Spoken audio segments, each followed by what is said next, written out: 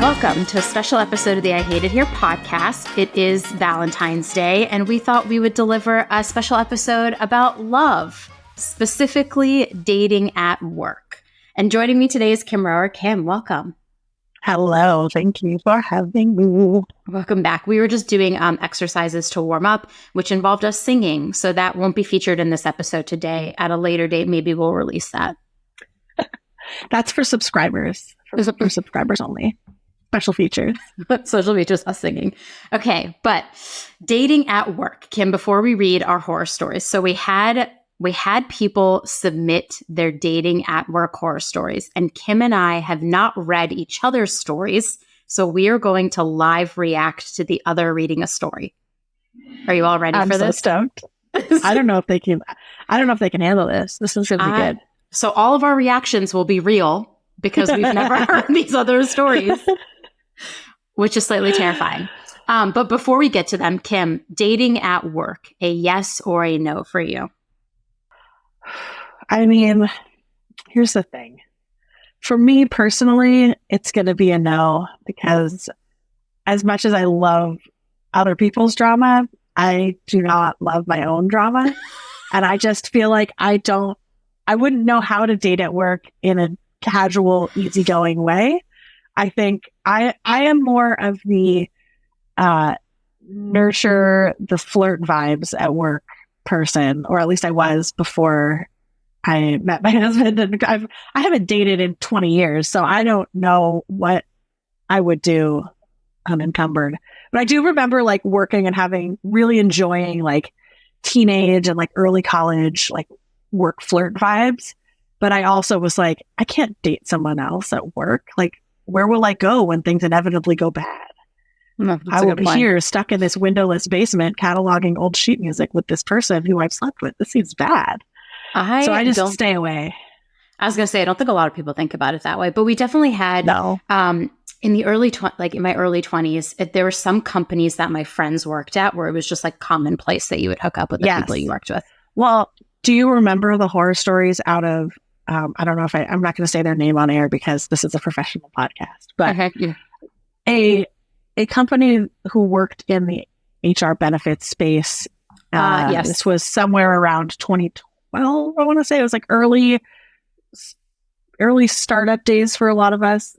There were lots of stories coming out of that place about shenanigans in stairwells and things that should not have been going on, especially in a company that was like in the HR space where most people should have known better. Also just like at work. Like I will tell people like at work is just, I just don't think you should do that. But I mean, like I'm pro people dating at work as long as they're not in your power structure and it doesn't impact, you know, promotions, raises, all of that stuff.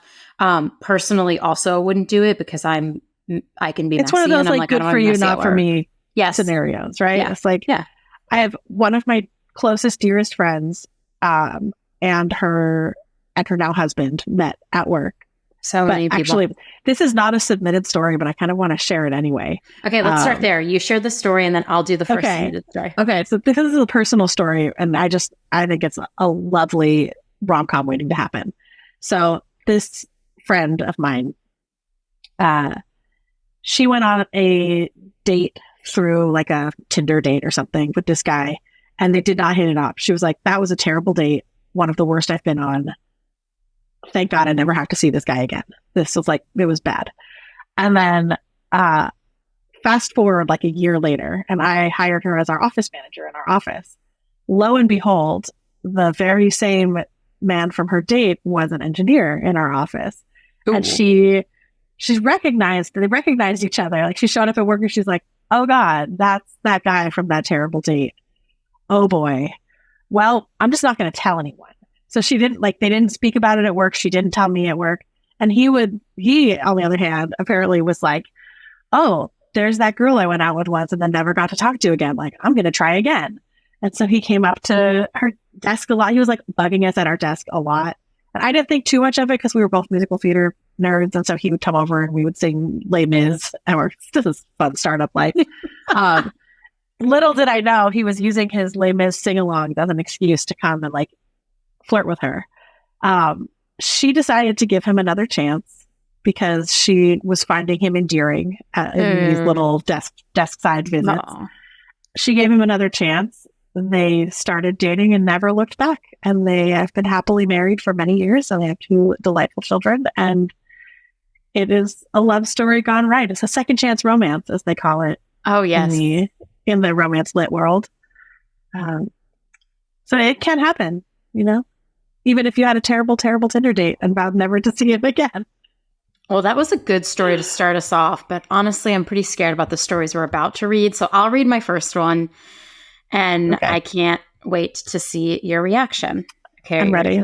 I get to live watch and read this story. Okay. And then you have to tell us what you would do as the HR person. Okay. Maybe, I'm going to do my best not to interrupt you, but I make no guarantees. Okay. Story 1. I work at a large, well-known financial firm. I started working with a team of 2 others and quickly realized they were more than coworkers. However, the man was married with kids. A year later, the man is getting a divorce, and I leave the team because they were awful, but also I could see the relationship getting messy. Oh, boy. But I could see the relationship getting messy. Fast forward to month 5 at my new job. I get an email at my new work address from the guy's now ex-wife asking if they were together. I had never spoken to her. I had never spoken to her. Turns out she had been questioning everything for years. And when she confronted him, he crumbled and told her everything and that they were having an affair. Yes. This was a peak trust your gut moment for me. Oh, I mean, way to trust your gut, babe. What would you do if you got that email? Would you be like, I can't answer this? Well, here's the thing. I feel like I'm going to be saying here's the thing a lot on this podcast. Here's the thing, Hebba. This person wasn't in HR, as far as I know. And so they're not like bound by any sort of confidentiality or whatever. So if it's me and I'm this person and I don't work in HR, I would probably, what's the word for like confirm without directly confirming? I would find a way to be like, you know, I always did wonder if something was going on there, but like, I don't have any proof, unfortunately, that I can share with you. I hope you are doing well and that you find peace and happiness in your life. Bye.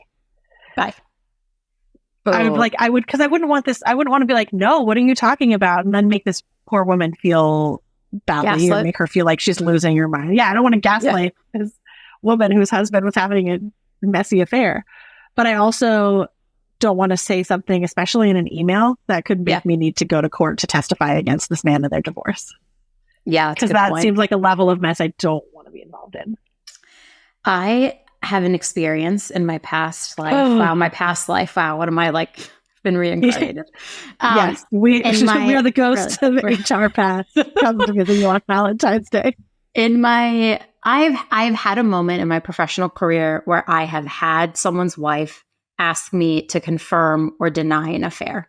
And I have been in that situation. I was not in HR at the time, and I did not have any of the details. And so truly I said, like, listen, like, I'm not in the room with them, so I can't tell you yes or no. Yeah. And I was like, right. Honestly, I remember looking her in the eyes and being like, you would know just as well as me. And honestly, like, that's a discussion for you to have with your husband, right? Not with me. And she's a perfectly kind woman, but I just was like, I can't. I don't know. I'm not there. I'm not the one dating him. I would feel the mental state you have to be in to be like going around to former coworkers, trying to get details. Like, I just want her to go to therapy and forget this man somehow. I was going to say, and also forget this man. Goodbye. Yeah. Like, just be done. This is not serving you in the new life you want to create for yourself. Definitely This is not the kind of energy you want to bring into your single life. Nope. Okay, your Kim, one precious life as a single woman. Okay, this one's pretty short. Okay. But no, it's not that bad. Okay. So this story comes from someone who worked in a medical clinic. 2 of the medical assistants were having an affair with each other, as one does. And then another medical assistant was having an affair with the front office scheduler. And then a third, fourth, I suppose, a fourth medical assistant spent all of his time flirting with every staff that was not already involved in an affair. This person says something must have been the air. Yes, I know. That's what I'm thinking. And the writer, the caller, said something was in the air. So that's, I mean, I don't know how many people work at this medical clinic, but it sounds like it wasn't very large. What is this, Grey's Anatomy? Talking about, yeah, I know. What is it with the medical profession and just abject horniness? I mean, like, let's just, something about medical clinics just really gets at them going. If I was HR doesn't work for me. Good for you, not for me. Yeah, good for you, not for me. If I was HR there, I would be miserable. Like, yes. I feel like that can't be that big of a medical clinic for that many people to be dating each other. I'm like, reporting lines have got to get interesting here. Well, for all those people to be dating each other and for someone who was not involved with this to know about all of these affairs. Like, it's not like they're working in a giant hospital, right? Like, this is a small enough medical clinic that they're like, you two are hooking up and you two are hooking up and you're not hooking up with anyone, but you want to hook up with everybody else. Like, there's something going on here. Dang. I would be so uncomfortable. Also, like, as HR, I would be uncomfortable. As an employee, as a human, would also be uncomfortable. As a fellow human trying to just do my job, taking blood or lab samples or whatever their blood pressures. Medical clinic people do. I would just, that one not terrible, but like, that's a lot of dating. That's confusing. A lot. Well, and that this person specifically described these relationships as having an affair and not dating makes me think that there's something scandalous about it, right? Now, like, for our dear listeners to know, we've only had access to these stories for like 24 hours. Yeah. Yep. If we were to produce a longer form version of this type of podcast, I would definitely be going back to this writer and asking for some more details to flesh out this story a bit more, because I am curious.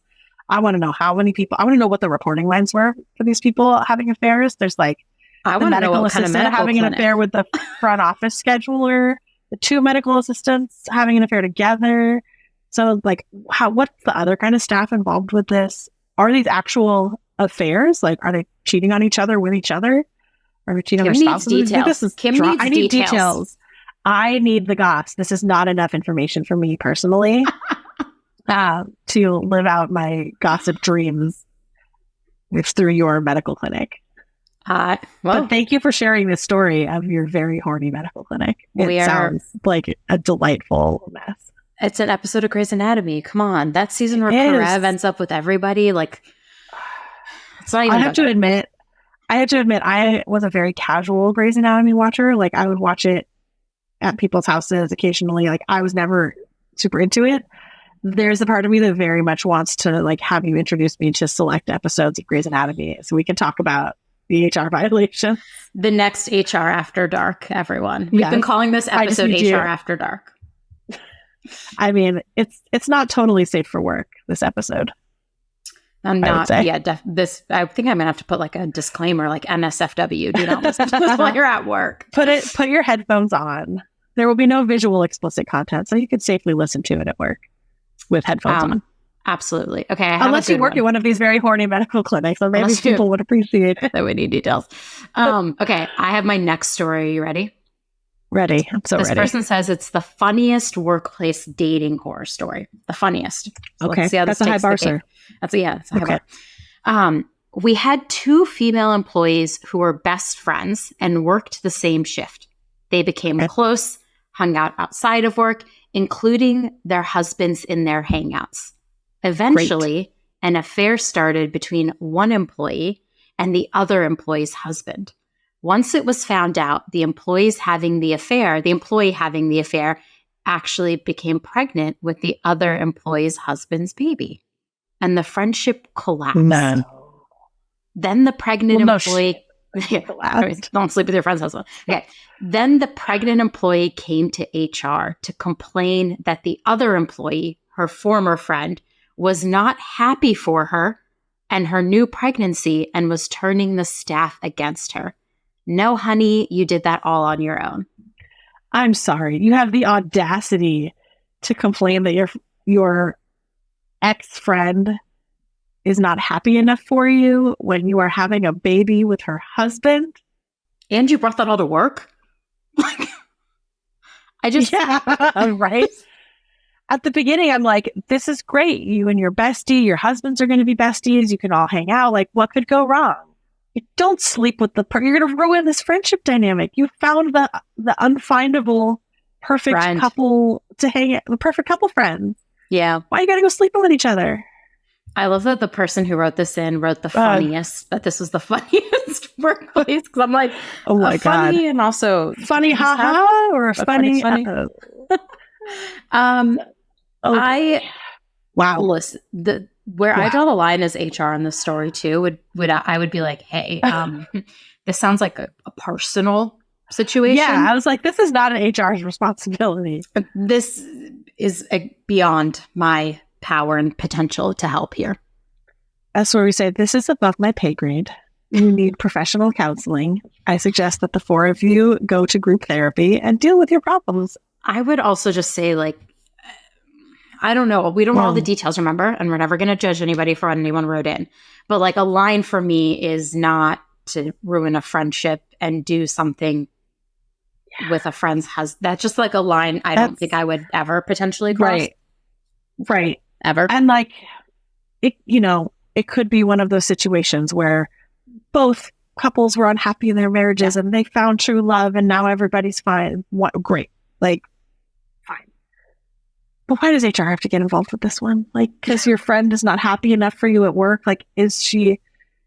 I mean, here's the thing. Yet again, here's the thing. If the non-pregnant friend is creating a hostile work environment for you, even if you brought that hostile work environment on yourself, that is an issue where, like, as HR, I might need to step in and be like, listen, that's not okay. Yeah. Listen, Carafun. I don't know what her name is. Carafun is her name now. Listen, Carafun. I know that Jacinda slept with your husband and is having his baby, and that sucks for you. But this is a place of work, and y'all need to resolve this shit outside of work. You cannot be creating problems for the workplace. Yeah. Maybe you both need to take some time off to handle your shit. Yeah. That's like where but I think also your job as HR is not to be a marriage counselor or a friendship therapist or a mediator of infidelity. Like, everyone just thinks it's HR's job to get your snacks, plan your parties, mediate your divorces. Like, this is not my job. Yeah. That's where I think, like, I would come in where I'm like, hostile work environment, absolutely not acceptable. Friend drama, please resolve on your own time and your own space. It is really hard though. Like, sometimes, I mean, we're deciphering so often fact from feeling that it's so tough sometimes to be like, well, here's what's happening. So I would just say, like, as much as possible, I would say, if it is not happening at work and this is not creating workplace hostility, it is not my problem to resolve as your HR person. Okay, your turn. What story do you have for me? Well, this one gets a little confusing, so I'm adding some names to the story. Okay. So that I can avoid saying things like male employee, second male employee. It's just too confusing. So we're going to give them some names. It's only a few people, but so the person who wrote this in says that they discovered a male employee. We're going to call him John.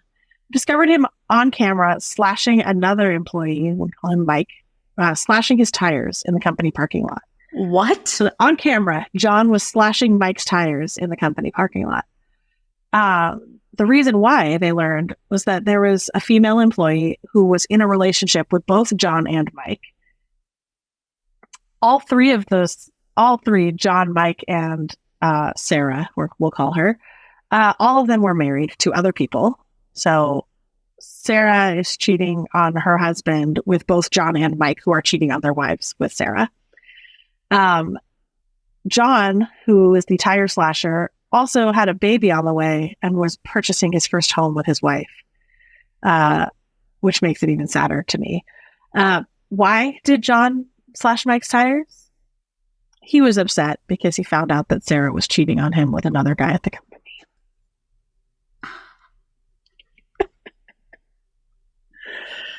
I actually don't know where to begin with this one. I truly am.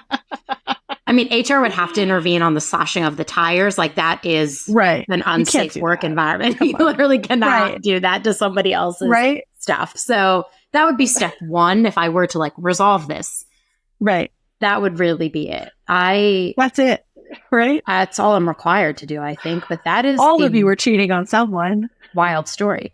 Everyone, that's the moral of the story. Apparently, I got a lot of cheating stories in my list here. I do too, actually. So, like, now I'm wondering, do people just go to work to cheat? Oh God! I mean, it's a convenient trope, right? I've seen it in many a story. You know, there's the classic, you know, sleeping with your secretary. Since the 1950s, that's been a popular stereotype. Yeah. I had a boss once that said, where else are you going to find someone to date? You're here 8 hours out of every day. And I thought, that's interesting. That's sad. And also, if you're already married, you don't need to find someone else to date because you're already married. Where else am I going to do? I'm surrounded by all these hot chicks all day long. I better cheat on my wife. What else am I doing? Come on. I have work to do. I can't pay attention to you. Yeah. When are they working? That's what I want to know about a lot of these, the work schedule. Okay, well, you know, we solved that one from an HR perspective. You can't slash the tires. Yeah. You can all sleep with each other and do whatever you want. But I just like the gall of this guy, the tire slasher, John, to be upset that she was cheating on him. Also, he's the only one who's allowed to cheat. Open relationship. What if they all agree? Like, what if they weren't exclusive? Like, I'm not going to pull a Ross. We were on a break, but I know. Well, John clearly thought that he and Sarah were exclusive. He was like, "Listen, aside from my wife, you are my exclusive partner. Aside from my pregnant wife, I'm dying. You are my only partner, and you may not have any other partners." Man. Okay. Where I was slashing tires. On the note of cheating, but not cheating, I have a story. Lay it on me. Okay. This one is mine. So someone submitted their own story, which I love because a lot of people submit stories about other people. This one is Way to go. Right? Way to go. My husband and I met at work. He's from and worked in our London office, and I had just started my job managing our LA office. My third week in, he visited our US branch, and we both knew the second he walked through the door. Oh. The kicker is that we were both in 3-year-long toxic relationships at the time. Nothing happened romantically between us that week, but we couldn't ignore the strange cosmic connection we felt towards each other in every conversation, always drawn to one another. This reads like one of my rom-com books. I know. We met on a Monday, and by Sunday, we had broken things off with our respective partners. With very specific rules to maintain a friendship, we spent the next 2 months supporting each other's personal breakup journeys, yet unable to deny that we were falling in love over the phone. 6 months later, we were married. He was transferred to our U.S. office, and we have been living happily ever since. And for those of you wondering, we disclosed when appropriate, and our company was fully supportive. That was lovely. What a lovely story. I'm so happy for you. I'm so happy for you. And they disclosed. There's nothing terrible to say. There's no drama. I just got to say, both of them ending their relationships or like instantly knowing from the second they met. Like, I don't know if I believe in love at first sight, but maybe they felt it. I mean, cosmic. I do. I believe in it. You do. Oh, I do. That's so cute. That was a beautiful story. I won't go into all of my relationship personal details on this episode, but that's for another day. That happened in my life with my husband. Aww. We just knew right away. Another day you will have to tell that story. Another day. But now, what other cheating stories do you have for me? Oh, I have another one. Don't you worry. Everyone's just cheating at work. This is making me sad. I know. This one I think doesn't. Well, no. Reading it again, it does have cheating in it. Sorry. This one starts with "buckle up." Okay. So you know it'll be good. And this comes from an HR professional. So, fuck. Thank you, friend. I'm just going to read it, and we'll see if we can parse it as we read. Okay. In my baby HR days, I worked as a generalist in a small business. I found out that one of our store managers was sleeping with a new employee that he had been the sole hiring decision maker for already. No, sir. You don't hire people because you want to sleep with them and then actually sleep with them. Eventually, though, they started dating and we announced it to the team. Hooray. That's when we found out that he had slept with 3 other women in his store prior to that. And one of them he had been casually dating and overlapped with one of the others. He was terminated shortly thereafter. And would it surprise you that we then got a slew of sexual harassment complaints against him? Absolutely wild shit.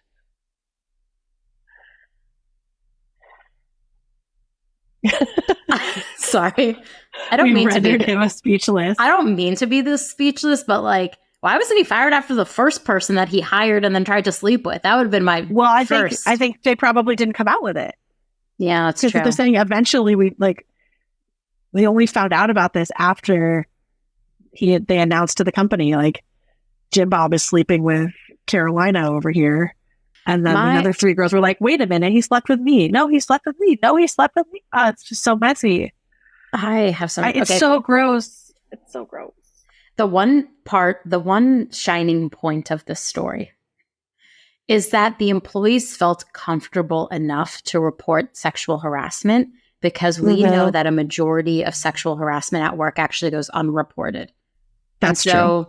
While what he did was awful and very rooted in just like weird power dynamics, I do really appreciate the point of the story that says that the employees felt comfortable enough to report it because that is, that's an indication that they at least trust the team to do something, which is sad. They only reported it after he was terminated. Yeah. So which is like, what kind of pressure was he putting on these women to not report the harassment, right? Like, I mean, I'm glad they reported it after he was gone and built up extra proof of why he needs to be terminated. But like, they probably this is not your personal dating pool, sir. Yeah, they probably were worried about retaliation.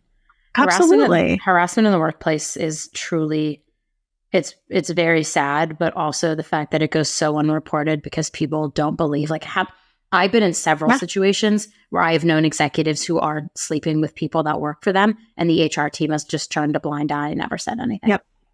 Yep. And I've been the HR person that things have been reported to, and I've had to do harassment investigations, and it's so hard to get people to talk to you about this stuff, even if you have built up a trusting relationship, and even if they think you're one of the good guys in HR. Like, it's so hard for people to talk about and to come forward with. And I think there's a lot, as you say, like there's a lot of HR folks who will turn a blind eye or who won't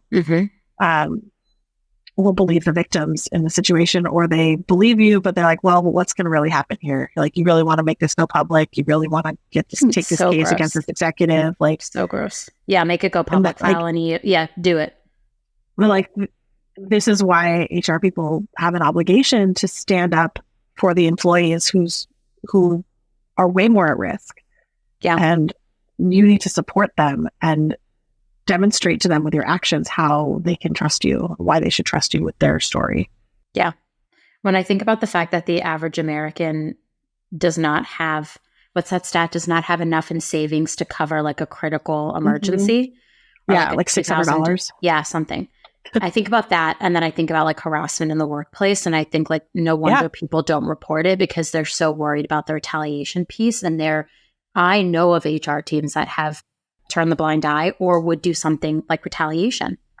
Yeah, absolutely. And stop it. You're ruining our reputation. You're ruining it for all of us.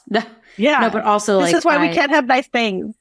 This is why we can't have nice things. No, I mean, I think about that all the time, which is probably why I take the duty of like being an HR person so seriously. And then the other piece of it is probably why I'm so upset whenever I see those like, you can't trust HR tweets, because I'm like, a lot of people can't trust HR because HR does do bad things. But like the people I know in my life are all trying to do good things. So I hope there are more of us soon than there are the rest of us, the bad HR. Okay, I have a story now. Oh, this one says that this person has worked with you before. Uh-oh. Can't wait. This is definitely NSFW, and I'm just going to repeat that before I read the story. Google had an on-site massage program.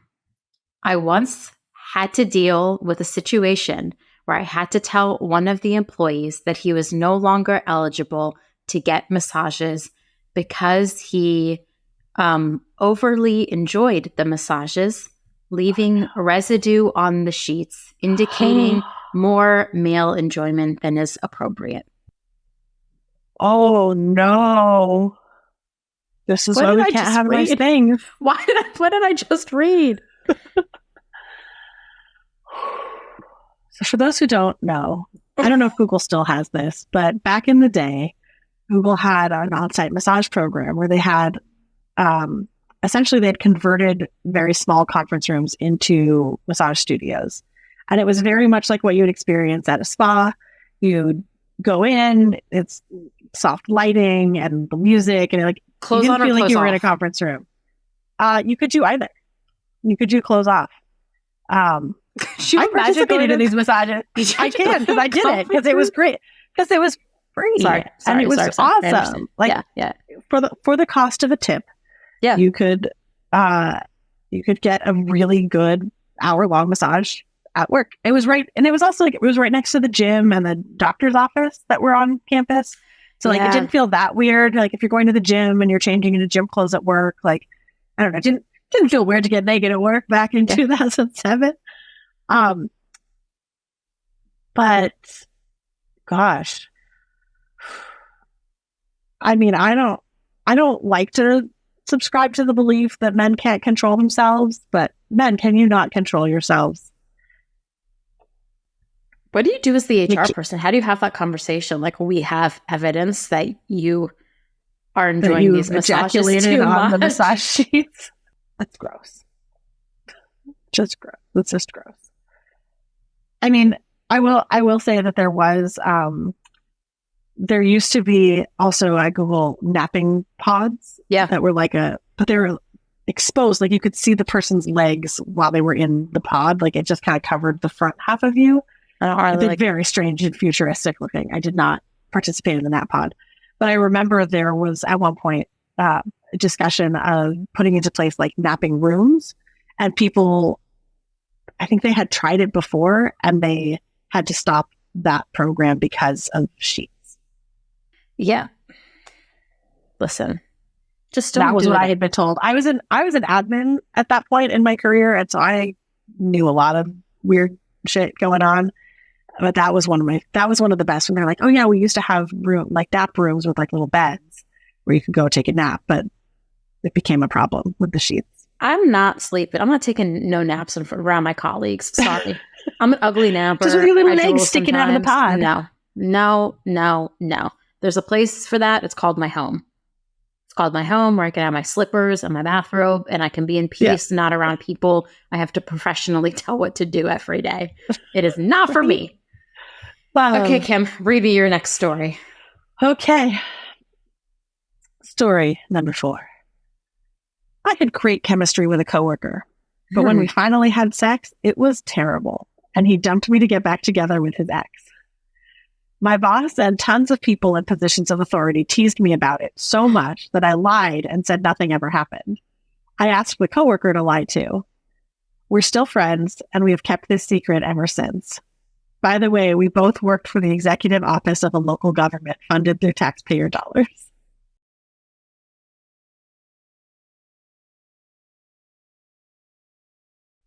I'm actually speechless. The people teased her about this. Yeah, I don't love that. That's kind of bullying, honestly. No. That's like not okay. Yeah. I mean, we've all seen that at work, though, right? People being like, oh, you have a crush on this person, or oh, you eat lunch with this person every day. It's like we're in high school. That shit happens at work.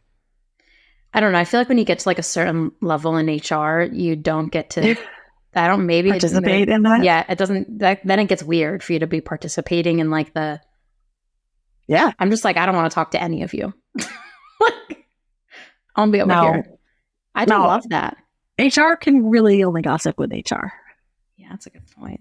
I know. Well, that's what we're doing right now. Fair, this story, I mean, this the story doesn't say that HR was involved, but tons of people in positions of authority, including her boss, teasing her about unacceptable. About them thinking that she slept with a coworker. That, to me, that is unacceptable behavior. I am really glad, though. I always do love a story of friends who attempt a romantic involvement. They're like, "Ooh, no, sex is bad. We are not meant to be romantic partners. Let's just be friends." And like, it actually works. And I love that. This was me and my best friend in high school. We loved each other very much. And one time we were like, well, you know, like, we're best friends. Maybe we should kiss. And within 3 seconds, we were like, nope. We're friends. We are not kissing friends.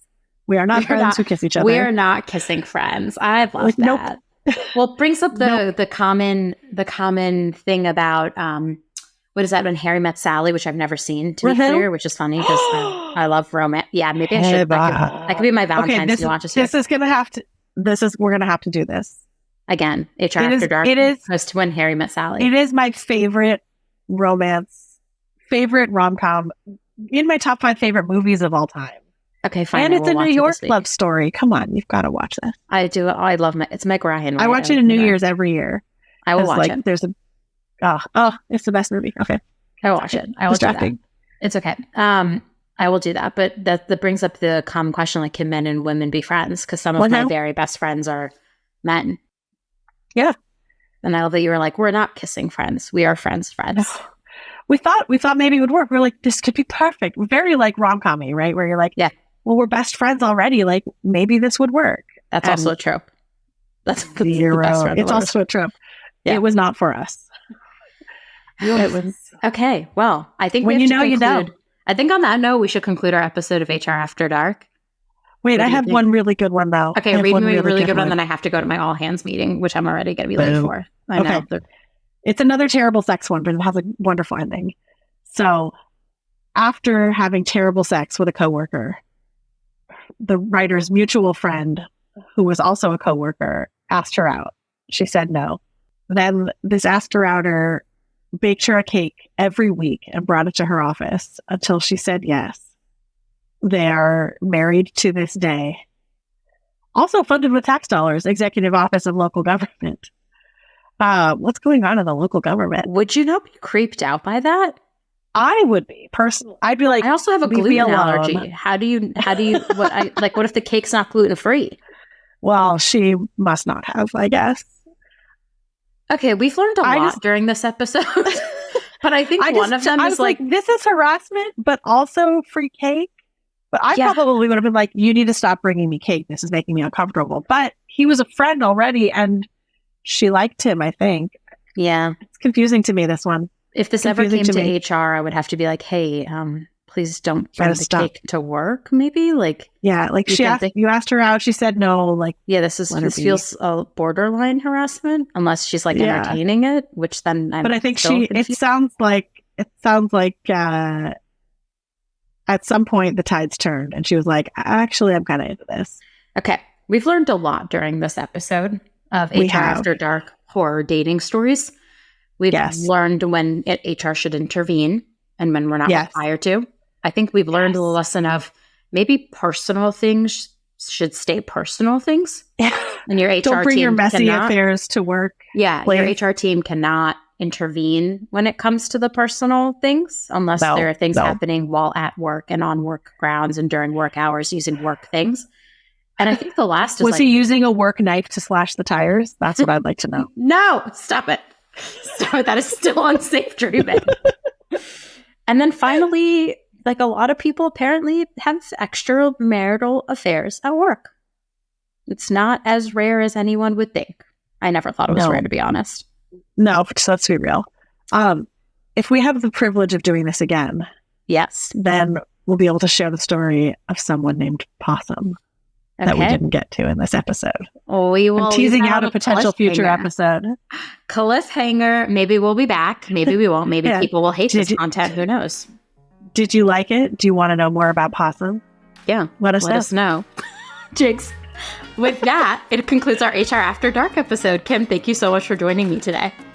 Thank you for having me. This was an absolute delight. Always the best. We'll talk to you soon. Yes.